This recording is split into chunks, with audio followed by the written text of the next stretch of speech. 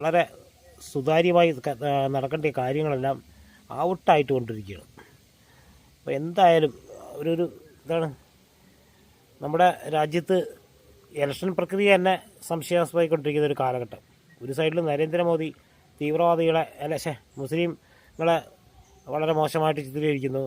അതിനെതിരെ election commission പരാതി ഒത്തിരി മിണ്ടാട്ടമില്ല. പിന്നെ ഇന്നലെ നമ്മളുടെ PV അൻവർ നമ്മുടെ രാഹുൽ ഗാന്ധിയെ, ഞാൻ ഗാന്ധി എന്ന് തന്നെ പറയും, അദ്ദേഹത്തിൻ്റെ DNA ടെസ്റ്റ് ചെയ്യണമെന്ന് പറയുന്നു. ഇതെന്ത് കഷ്ടമാണെന്ന് ആലോചിച്ച് നോക്കണേ. PV അൻവറിൻ്റെ പ്രസ്താവന എന്ന് പറയുന്നത് വളരെ വളരെ മോശമെന്ന് പറഞ്ഞാലും പോരാ, വളരെ എന്താണ് ബാലിശം എന്ന് പറയാൻ പോലെ തിരിച്ചറിവില്ലാത്തതുകൊണ്ടല്ല. PV അൻവറൊക്കെ നല്ല അറിവുണ്ട്. അപ്പോൾ ഇച്ചിരി പൈസയിലൊക്കെ ഒരു എടുപ്പായിരിക്കാം. എന്തോന്നായാലും രാഹുൽ ഗാന്ധിയെ പോലൊരു മനുഷ്യൻ്റെ DNA ടെസ്റ്റ് ചെയ്യണമെന്ന് പറയുന്ന PV അൻവറിൻ്റെ മാനസികാവസ്ഥ എന്ത് പറയും? അതുപോലെ ശോഭാ സുരേന്ദ്രൻ എന്തോ വസ്തുവിൻ്റെ ഒരു ഏർപ്പാടിലാണ് അവർ പണം വാങ്ങിയിട്ട്